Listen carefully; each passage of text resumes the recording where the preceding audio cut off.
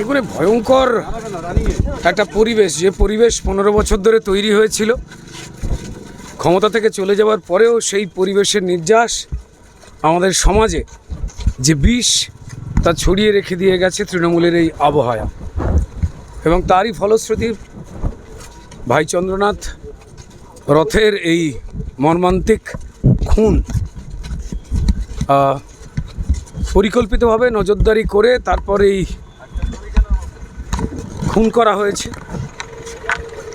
এবং সবথেকে দুর্ভাগ্যের কথা এটা যে পশ্চিমবঙ্গের মানুষ কেউই যে নিরাপদ ছিলেন না, কারণ চন্দ্রনাথ রথ কখনো কোনো রাজনৈতিক ব্যক্তি নন। তিনি শুভেন্দুবাবুর বিধানসভা এবং সরকারি কাজের আত্মসহায়ক ছিলেন, এর বাইরে কোনো কিছু নয়। যে মানুষ রাজনীতির মঞ্চে কোনো দিনই ওঠেন না, যে মানুষ কড়াভাবে কোনো দিন কোথাও কোনো কথা বলেননি, কাউকে কোনো কথাই কোনো দিন বলেননি, রাজনীতির মানুষই না, কেবলমাত্র শুভেন্দু অধিকারীর কাছের লোক বলে তাকে পরিকল্পিতভাবে এই খুন করা হলো। তার সঙ্গে কে বা কারা জড়িয়ে রয়েছে এই পশ্চিমবঙ্গের মানুষ তারা বুঝতে পারছেন, জানেন, আলাদা করে বলবার কোনো কিছু নেই। কারণ এই রাজ্যে ক্রিমিনালদের প্রশ্রয় কারা দিয়েছে, ক্রিমিনাল রাজ কারা তৈরি করতে চেয়েছে পশ্চিমবঙ্গের মানুষ জানেন।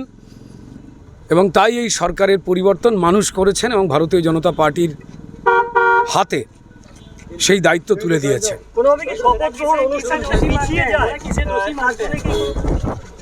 দেখুন, কিসের পরিকল্পনায় করেছে, পশ্চিমবঙ্গের মানুষকে লুট করেছিল কি করে এরা, কোন পরিকল্পনায়? পশ্চিমবঙ্গের মানুষকে থ্রেট, খুন, কোনো মানুষ তার সঙ্গে ঘটনার যা অন্যায় হচ্ছে তা নিয়ে কোনো কথা বলতে পারবেন না, বললেই অন্যায় বললেই তাকে মারধর, খুন, কোন পরিকল্পনায় হয়েছিল পশ্চিমবঙ্গে এই এতগুলো বছর ধরে?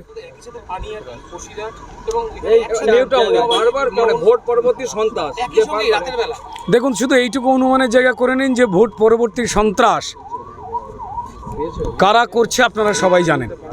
এবং সবথেকে বড় কথা, এই 6 ঘন্টার বিজেপি যারা হয়েছেন, ফলাফল বেরোবার আগে এবং পরে হঠাৎ করে তৃণমূলের লোকজন পরিষ্কার গেরুয়া কাপড় মাথায় বেঁধে জয় বাংলা ছেড়ে হঠাৎ করে জয় শ্রীরাম, ভারত মাতাকে জয় স্লোগান দিয়ে তৃণমূল হয়ে নিজেরই অফিস ভাঙছে। এই চিত্র অনেক জায়গায় ধরা পড়েছে, এই প্রমাণ সব জায়গাতেই পাওয়া গেছে। যারা তৃণমূলের দাগি ক্রিমিনাল, যাদেরকে তৃণমূল ব্যবহার করতো বিভিন্ন অনৈতিক কাজ করতে, এবং যাদেরকে পুলিশ থানার পুলিশদের দিয়ে তৃণমূল বাই প্রেসার স্যালুট ঠোকাতো, তারাই হঠাৎ করে 6 ঘন্টার বিজেপি হয়ে থেকে জয় বাংলা থেকে জয় শ্রীরাম, মাথায় গেরুয়া ফেট্টি, মানুষকে মারছে, ধরছে। তাদের ভাববার এরকম কোনো কারণ নেই যে মানুষ বোকা, কারা করছে এগুলো বুঝতে পারছে না। ভারতীয় জনতা পার্টির তরফ থেকে ভারতীয় জনতা পার্টির তরফ থেকে প্রত্যেক মুহূর্তে আমরা যে এই হিংসা, প্রতিহিংসা, বদলার রাজনীতিতে বিশ্বাস করি না, বারবার আমরা সেই শান্তির বার্তা দেওয়ার চেষ্টা করছি। বারবার বলেছি, আমাদের সম্মানীয় রাজ্য সভাপতি শ্রমিক ভট্টাচার্য মহাশয়, আমাদের বিরোধী দলনেতা শুভেন্দু অধিকারী মহাশয়, আমরা বারবার বার্তা দিচ্ছি।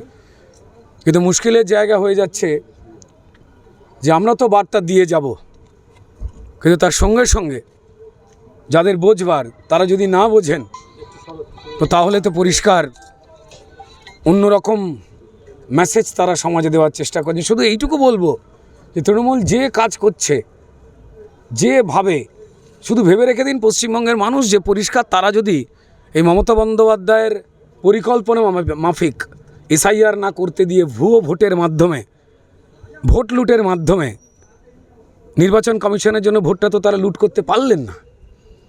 যদি তারা লুটটা করে ফেলতে পারতেন, তো তাহলে পরিষ্কার চন্দ্রনাথ রথ আমাদের প্রত্যেক বাড়ির ভাই বোনদের তারা বানাতেন, যারা অন্যায় দেখে প্রতিবাদ করতেন। না, তাকে বিজেপি হওয়ার দরকার নেই। তিনি সাধারণ মানুষ হলেও তার উপরে এই আক্রমণ হানতেন যদি ফলাফলটা অন্যরকম হতো। এটা নিশ্চয়ই আপনারা বুঝতে পারছেন। যারা হেরে যাওয়ার পরেও এই ধরনের ঘটনা ঘটাচ্ছেন, তারা কতটা বিপজ্জনক ছিলেন তা মানুষ টের পেয়ে গিয়েছিল ভারতীয় জনতা পার্টিকে। তাই তারা পশ্চিমবঙ্গের শাসন ক্ষমতায় নিয়ে এসছে। আমাদের এখনও শপথ গ্রহণ পর্ব হয়নি, শপথ গ্রহণ পর্বের পর যখন আমাদের সরকার পূর্ণাঙ্গ রূপে কাজ করতে শুরু করবে, তখন নিশ্চয়ই আমরা এই বিষয়গুলোকে কড়াভাবে দমন করব, যাতে মানুষের না ক্ষতি হয় বা মানবিকতার ক্ষতি না হয়। গণতন্ত্র ধ্বংস করবার যে চেষ্টা, হেরে যাওয়ার পরেও যে দাঁত নখ বার করা, তার মানে কত বড় নখ ছিল তাদের, কত বড় দাঁত ছিল, কত রক্ত তারা চাইতো, এ আপনারা অনুমানই করতে পারছেন, যা চরম দুর্ভাগ্যজনক।